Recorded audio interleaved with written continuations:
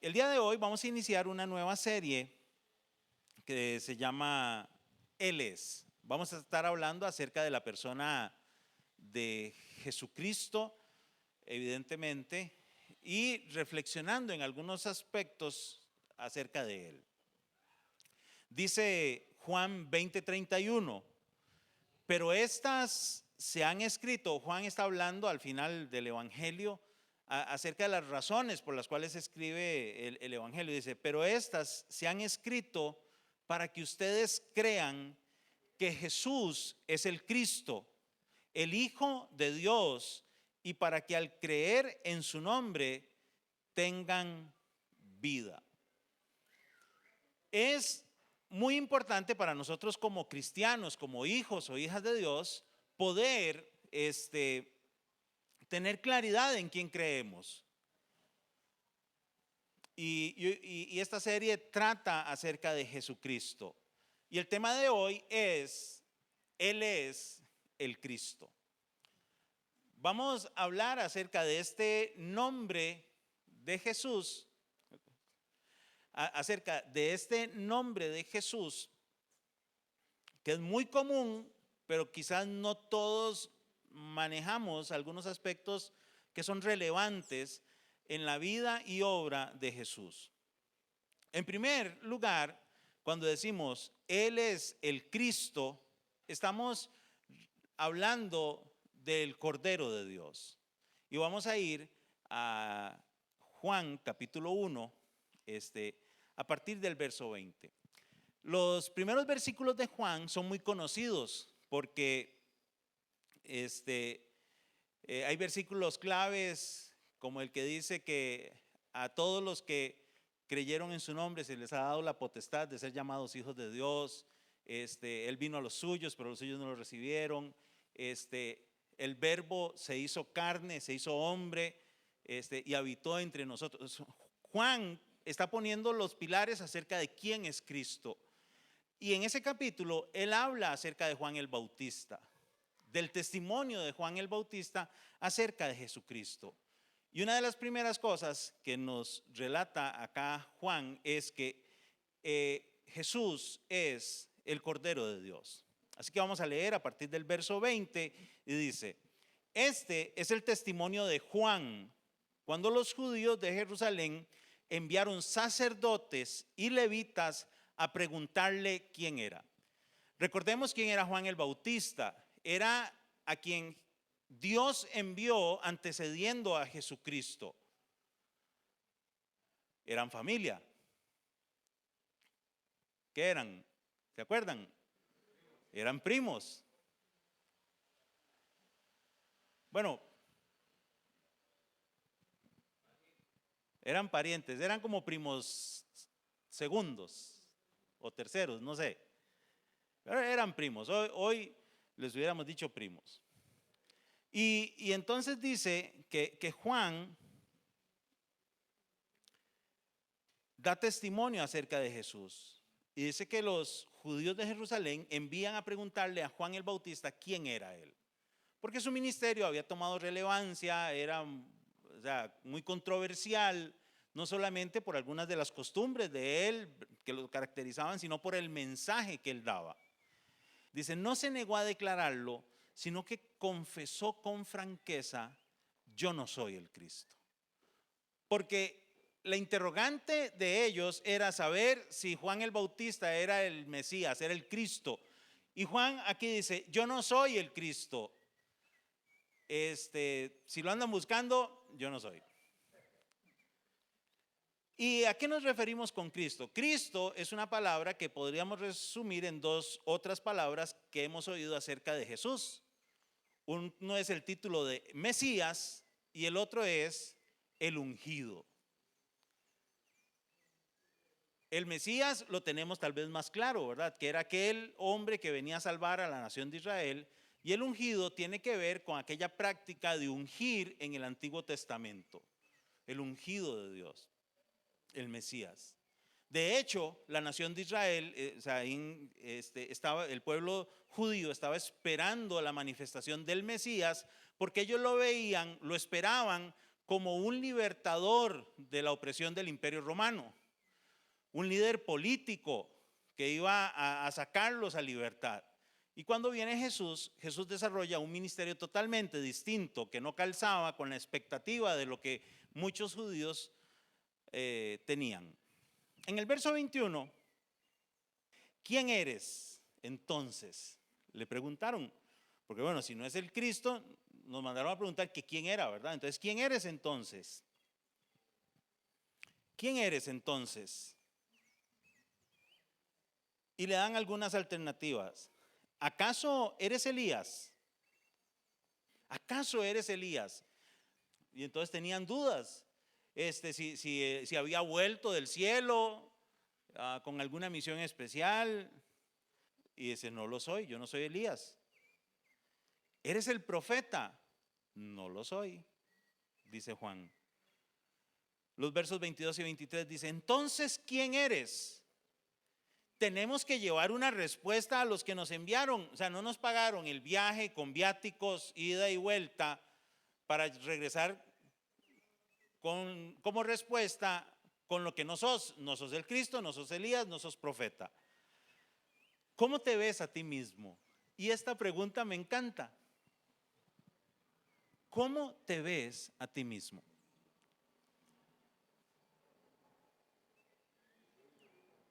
Si yo le hiciera hoy a usted la pregunta, ¿cómo te ves a ti mismo o a ti misma en tu vida como cristiano, como cristiana? Yo sé que nosotros somos personas integrales, o sea, yo soy Sherman y hay un montón de facetas en mi vida, pero hablemoslo en su vida como discípulo de Cristo, como alguien llamado a servir a Jesús. ¿Cómo se ve usted hoy en relación a su vida y relación con Dios? ¿Cómo se está viendo usted? Juan lo tenía claro.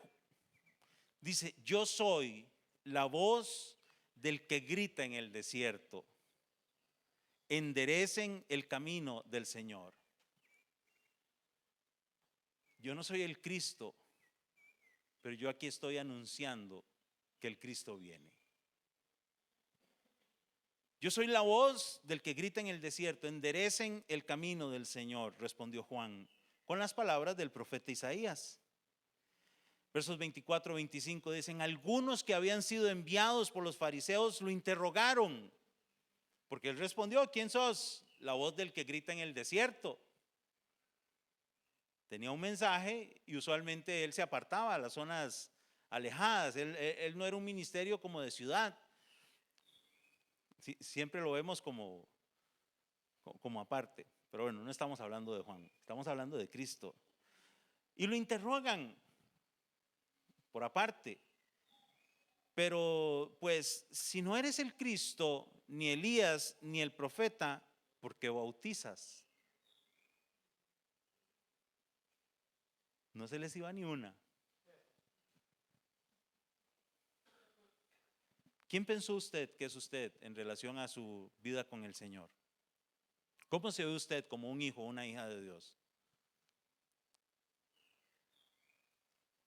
¿Qué preguntas podrían hacerle a usted interrogándolo o interrogándola para saber por qué usted hace las cosas que usted hace?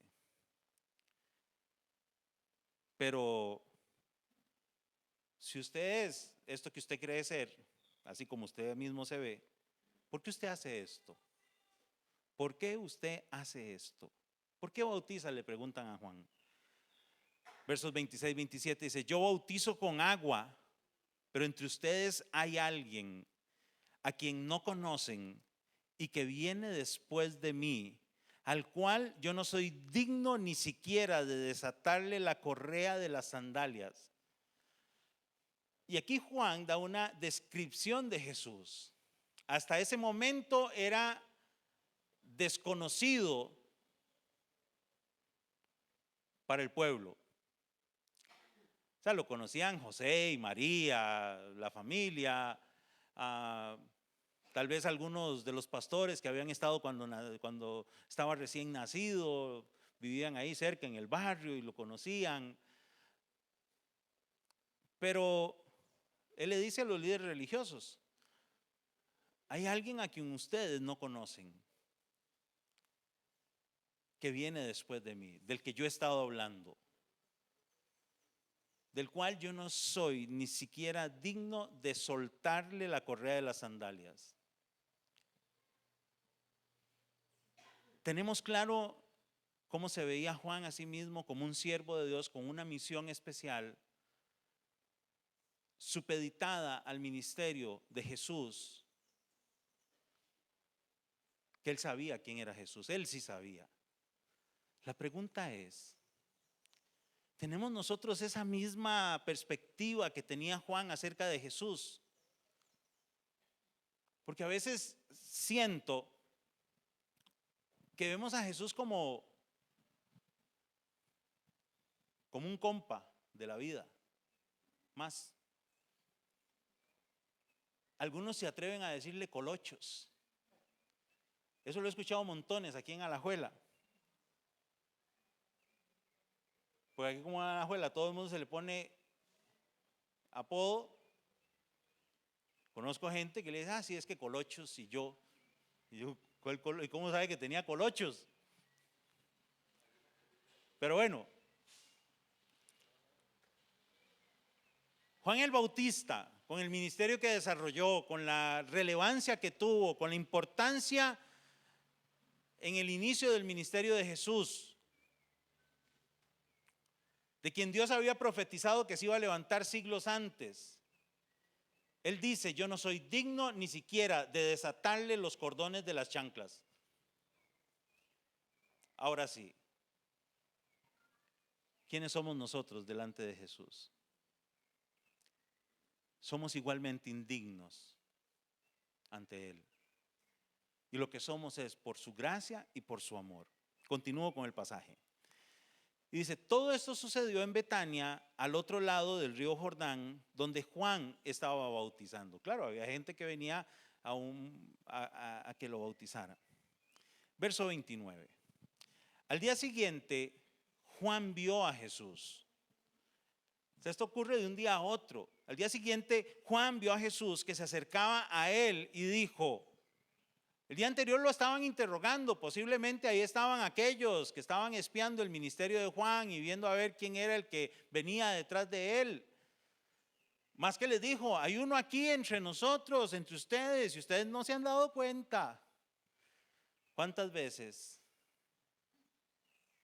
pasamos ignorando la existencia de Jesús en nuestra vida? Pero bueno, dice: aquí tienen al Cordero de Dios, que quita el pecado del mundo. ¡Wow! ¡Qué declaración! Ya había dicho que él estaba preparando el camino del Señor. O sea que el que él estaba anunciando era Dios. Son declaraciones fuertes que en la mente de un religioso conocedor de las Escrituras, Juan dijo verdades fuertes que resonaron una y otra vez, porque el título que le da de Señor es decir: el que viene es Dios, y Jesús es Dios con nosotros, Emmanuel. Y acá le dice: el Cordero de Dios que quita el pecado del mundo. Jesús, Él es el Cordero de Dios que quita el pecado del mundo. Cuando Jesús, en otro episodio, le dice a la gente: ¿qué es más fácil? Decirle a este: sé sano o te perdono tus pecados. Porque perdonar pecados solo Dios puede hacerlo. Para que se den cuenta quién soy yo, voy a hacer las dos: lo sano y le perdono los pecados. Y Juan dice: Él es el Cordero de Dios que quita el pecado del mundo. Versos 30-31. De este hablaba yo cuando dije: después de mí viene un hombre que es superior a mí, porque existía antes que yo. Yo ni siquiera lo conocía, pero para que Él se revelara al pueblo de Israel, vine bautizando con agua. Y continúa John Piper diciendo sobre sobre este pasaje en un artículo que leí. Dice, por tanto, ¿qué significa cuando Juan dijo, he aquí el Cordero de Dios que quita el pecado del mundo? Significa, dice John Piper, dos verdades impactantes para los judíos y para las dos son relevantes para nosotros en la actualidad. Fueron relevantes para los judíos y relevantes para nosotros. Continúa John Piper, dice, primero, él quiso decir que el Dios hombre moriría. Y no solo moriría, sino que moriría como muere un cordero inmolado. Segundo, significa que todo el mundo se beneficiaría de esto y no solo los judíos. Este Dios hombre, el Dios hecho carne, era el Mesías judío, pero su muerte quitaría el pecado del mundo, no solo el pecado para Israel, no solo el pecado de Israel. En segundo lugar, cuando afirmamos que Él es el Cristo, estamos refiriéndonos a Él como el Hijo de Dios. Dice el verso 32 de Juan 1. Juan declaró, vi al Espíritu descender del cielo como una paloma y permanecer sobre él. Juan el evangelista está haciendo un resumen de lo que Juan el Bautista manifestó. Y Juan declaró, yo vi al Espíritu descender del cielo como una paloma y permanecer sobre él. Yo mismo no lo conocía, pero el que me envió a bautizar con agua me dijo, aquel sobre quien veas que el Espíritu desciende y permanece es el que bautiza con el Espíritu Santo.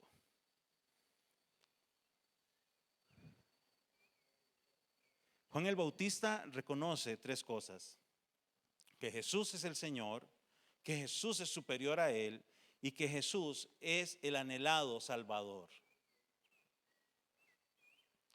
El verso 33 dice, yo lo he visto y por eso testifico que este es el Hijo de Dios. Qué maravilloso texto. En tercer lugar, cuando afirmamos que Él es el Cristo, estamos hablando del ungido de Dios. Así como en el Antiguo Testamento los ungidos eran sobre quienes se derramaba aceite como una señal de que Dios los había separado para una tarea, ya fueran reyes o fueran sacerdotes.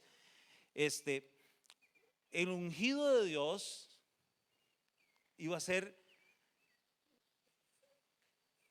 ungido no por aceite, sino porque sobre él se iba a derramar la presencia del Espíritu Santo. Por eso le llamamos el Cristo, porque es el ungido. Dice Marcos 1:10 al 12. Enseguida, al subir del agua, es el episodio cuando Juan bautiza a Jesús, Jesús vio que el cielo se abría y que el Espíritu bajaba sobre él como una paloma. También se oyó una voz del cielo que decía, tú eres mi Hijo amado, estoy muy complacido contigo. Enseguida el Espíritu lo impulsó a ir al desierto. Jesús es ungido por Dios para desempeñar la tarea, su ministerio, la obra salvadora que por amor vino a hacer y vino a culminar. Cuando decimos que Él es el Cristo, estamos hablando porque Él es el Cristo que se reveló, el Cristo revelado.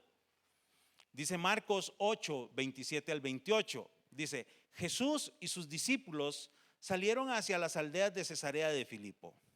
En el camino les preguntó, ¿quién dice la gente que soy yo? Unos dicen que Juan el Bautista. A Juan el Bautista le preguntan, ¿sos Elías? No. ¿Sos profeta? No. Y aquí le preguntan, Jesús les pregunta a los discípulos, ¿y qué han oído? ¿Quién dice la gente que soy yo? Cuénteme ustedes, es que a mí no me hacen esas preguntas. Bueno, algunos dicen que Juan el Bautista. otros que Elías y otros que uno de los profetas. Contestaron. Tenían una fijación. Ya se había sumado Juan el Bautista a la lista, ¿verdad? Porque poco después de que Jesús inicia su ministerio es asesinado. Y hay una pregunta: ¿por qué es importante lo que creemos acerca de Jesús? Porque Jesús es el centro de nuestra fe, por eso nos llamamos cristianos. Y es fundamental que nosotros como cristianos, como seguidores, como discípulos de Cristo, conozcamos quién es Jesús. Continúa el verso 29 de Marcos 8 y dice: ¿y ustedes quién dicen que soy yo? Una pregunta es lo que la gente dice y otra cosa es ustedes quién creen que soy yo. ¿Quién dice usted que soy yo? Afirmó Pedro: tú eres el Cristo. Tú eres el Cristo. Eres el Mesías que estábamos esperando. Eres el ungido de Dios. Eres el Hijo de Dios que viene a rescatarnos. En Mateo capítulo 16 versos 15 y 16, este mismo texto lo pone así: ¿y ustedes quién dicen que soy yo? Tú eres el Cristo, el Hijo del Dios viviente, afirmó Simón Pedro. Y el verso 17 dice: dichoso tú, Simón, hijo de Jonás, le dijo Jesús, porque eso no te lo reveló ningún mortal, no te lo reveló carne ni sangre, dice Reina Valera. No te lo reveló nadie, ningún ser humano te lo pudo haber dicho, sino mi Padre que está en el cielo. Porque la revelación de quién es el Cristo para nuestra vida viene a través de la obra del Espíritu. Es Dios mismo revelándose a nosotros a través de la obra del Espíritu y a través de la persona de Jesucristo. Marcos 8:30, regreso a Marcos, dice que Jesús les ordenó que no hablaran a nadie acerca de él. Sabía que la gente andaba a la expectativa, preguntando: ¿y quién será este Jesús? ¿Qué maneras? ¿Qué manera de hablar? ¿Qué milagros más maravillosos los que hace? Esto no ha pasado antes. Recuerden, habían pasado 4 siglos, se dice en teología que 4 siglos de silencio, 400 años de silencio del Espíritu. O sea, el Espíritu nunca estuvo, o sea, siempre se estuvo manifestando, porque Dios no es que se sale de la humanidad y los deja ahí, sí, que hagan lo que les da la gana. No, o sea, Dios deja que nosotros elijamos y hagamos con nuestra vida lo que queremos. Pero Dios estuvo presente, ¿verdad? Pero tal vez Dios no habló directamente a su pueblo, aunque siempre lo protegió. Y bueno, ahí no nos vamos a meter en ese periodo que se conoce como periodo intertestamentario. Son 400 años entre el Antiguo Testamento y el Nuevo Testamento. Y entonces la gente se preguntaba, y Jesús les dice: no hablen a nadie acerca de mí. No vayan de chismosos diciendo que yo soy el Cristo. Todavía no es el momento. Espérense. No ocultó su identidad, pero no quería en ese momento que se divulgara, porque la expectativa del Mesías era la de un líder más político y casi militar, que iba a derrotar y echar a los romanos y a todos los enemigos para que el pueblo judío, el pueblo de Israel, otra vez surgiera como nación. Y Jesús no venía a eso. Entonces dice: ustedes, llegará el tiempo donde van a tener que salir a hablar. Nosotros somos al revés, ¿verdad? A nosotros sí nos dicen que tenemos que hablar de Jesucristo por todo lado, a toda criatura, y no lo hacemos. Somos raros. Él es el Cristo. Estamos hablando de que Él es el Hijo del Hombre. Vea que son títulos acerca de Jesucristo. Dice el verso 31. Entonces en el 30 les dice: ustedes no, cállese su boca, no vayan a andar diciendo esto que Pedro recibió de Dios, porque a él nunca se le hubiera ocurrido. y nadie se lo contó. El verso 31 dice: luego comenzó a enseñarles: el Hijo del Hombre tiene que sufrir muchas cosas y ser rechazado.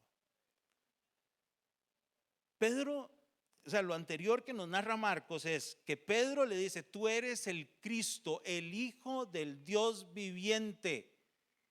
¡Wow! Pedro, increíble.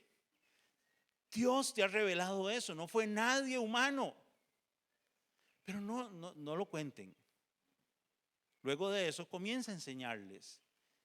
Y después de una declaración tan maravillosa, tan relevante,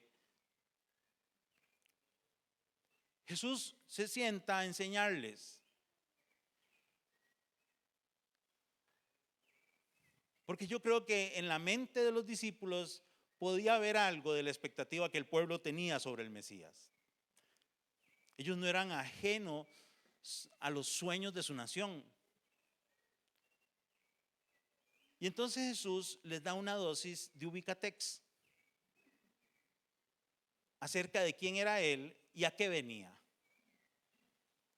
y lo que iba a pasar. Dice: el Hijo del Hombre tiene que sufrir. Eres el Cristo, el Hijo del Dios vivo. Sí, pero yo, el Hijo del Hombre, el Hijo de Dios, tengo que sufrir. El Hijo del Hombre tiene que sufrir muchas cosas y ser rechazado por los ancianos, por los jefes de los sacerdotes y por los maestros de la ley.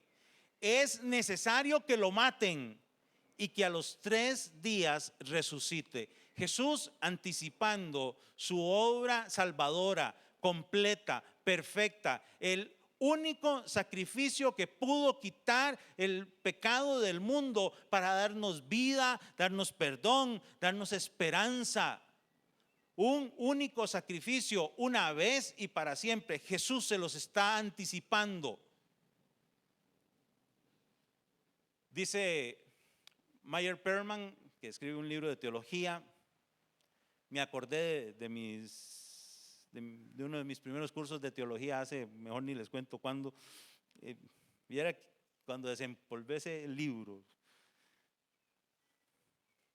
Y eso, que ya me había conseguido una versión reciente. Vieran el primero que había usado. Dice Meyer Perman, él escribe, bueno, mucho más sobre esto, pero dice: al referirse a sí mismo como hijo de hombre y como hijo del hombre, Jesús deseaba proporcionar el mensaje siguiente: yo, el Hijo de Dios, soy hombre, el verbo hecho carne, soy hombre en debilidad, en sufrimiento y hasta en la muerte. Sin embargo, estoy todavía en contacto con el cielo, de donde vine, y mantengo tal relación con lo divino que puedo perdonar pecados. Lo que les está diciendo es: yo soy el Hijo de Dios que se volvió un ser humano por amor. Vine a servirles y voy a morir por ustedes, porque es la única manera de salvar la deuda del pecado, porque la paga del pecado es muerte, y el regalo que vino a darnos Cristo Jesús fue vida eterna. El verso 31 dice: luego comenzó a enseñarles: el Hijo del Hombre tiene que sufrir muchas cosas y ser rechazado por los ancianos, por los jefes de los sacerdotes, por los maestros de la ley, y es necesario que lo maten y que a los 3 días resucite. Jesús reveló que su misión incluía sufrimientos, rechazo, muerte y resurrección. ¿Usted ha oído alguna vez la expresión de que: Señor, quiero ser como tú? Algunos posiblemente se acordaron de una canción, y si no se habían acordado, ya se acordaron. Señor, quiero ser como tú. Tenemos que ser imitadores de Cristo, que Cristo se refleje en nuestras vidas. La misión de Jesús, aquí les está diciendo, que incluía sufrimiento, rechazo, muerte y resurrección.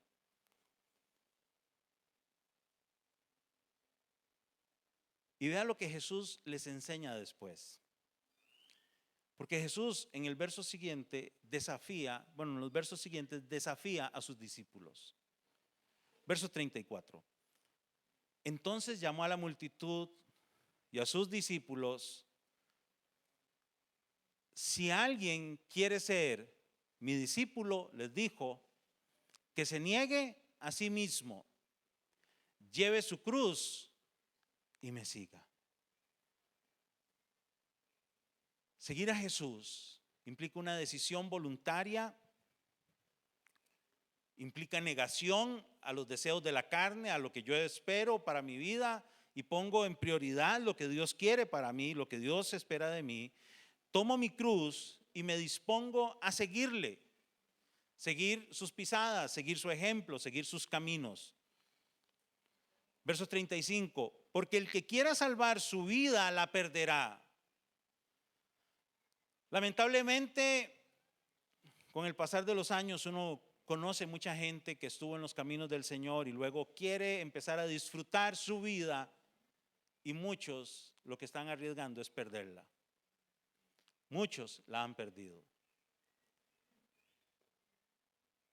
Dice, pero el que pierda su vida por mi causa y por el evangelio la salvará. El cristianismo es contracultural.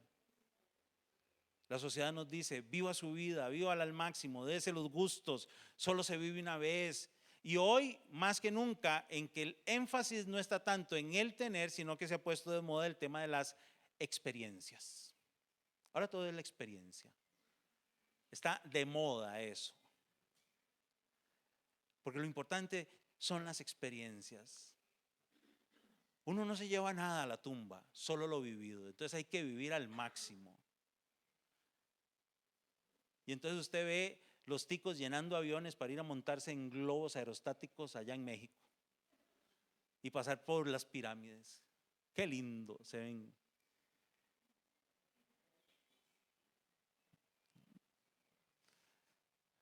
Yo soy muy precavido, yo de esas cosas me abstengo. Pero en serio,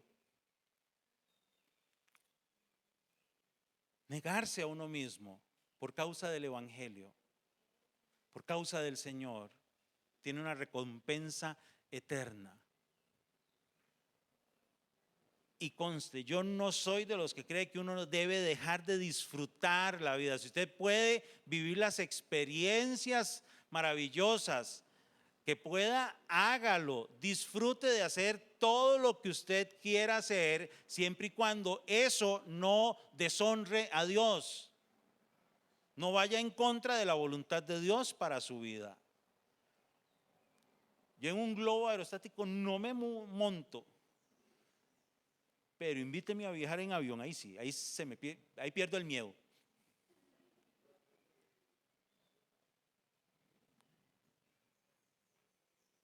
Porque uno debe disfrutar.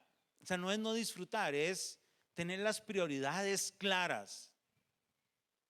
Porque la vida se disfruta más cuando se honra a Dios. Continúo ya para finalizar. Versos 36-37. ¿De qué sirve ganar el mundo entero si se pierde la vida? ¿O qué se puede dar a cambio de la vida?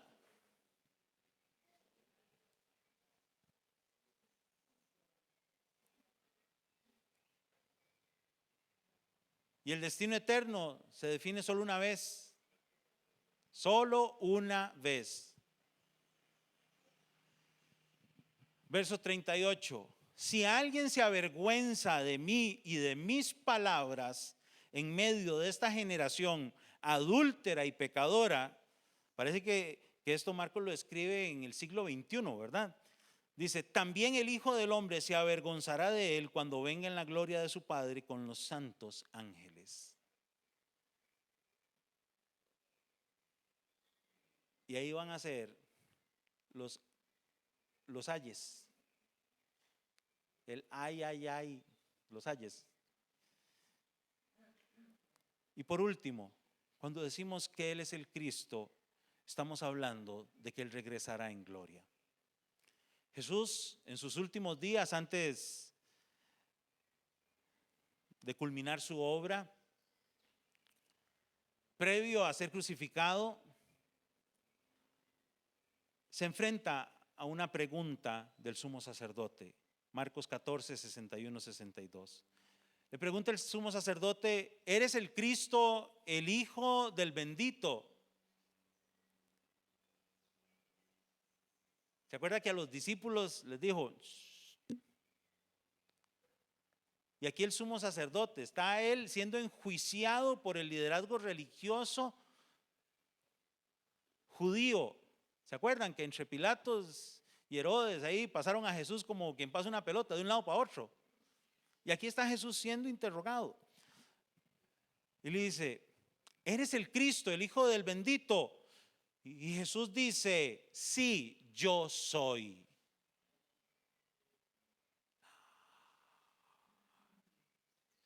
Y no solamente acepta su identidad como el Cristo, como el Mesías prometido, como el ungido de Dios, como el Hijo del hombre, como el Cordero de Dios que vendría a quitar el pecado del mundo, sino que les dice: y ustedes verán al Hijo del hombre sentado a la derecha del Todopoderoso y viniendo en las nubes del cielo, porque Él regresará. Y Él está a la diestra del Padre, y ante Él toda rodilla se dobla y toda lengua confiesa que Él es el Señor. Y hoy nosotros tenemos esperanza por eso. Juan 20:31 dice: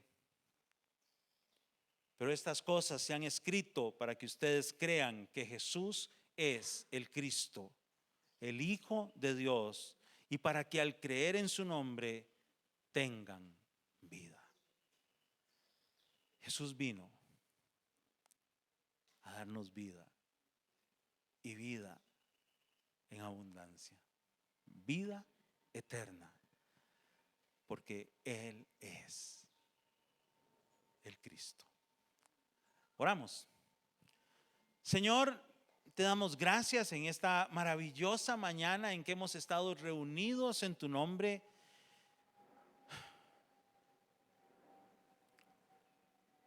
Te pedimos perdón si, queriendo disfrutar nuestra vida, nos hemos olvidado de ti, te hemos hecho a un lado. Te pedimos perdón si de algún modo te hemos fallado, si hemos pecado contra ti, si con nuestras acciones, nuestras palabras nos hemos avergonzado de ti, de tu palabra. Perdónanos, Señor. Hoy te reconocemos como el Cristo, como el Salvador del mundo, como aquel que por su obra de entrega, de sacrificio, hoy tenemos esperanza, tenemos perdón de pecados y tenemos el acceso al Padre. Gracias porque nos permites tener comunión con Él. Y gracias a ti, Señor Jesús, es que hoy podemos ser llamados hijos e hijas de Dios. Queremos vivir para ti, Señor. Hoy decidimos negarnos a nosotros mismos, tomar la cruz y seguirte para hacer tu voluntad, para vivir conforme a tus propósitos. En el nombre de Jesús te damos gracias. Amén y amén.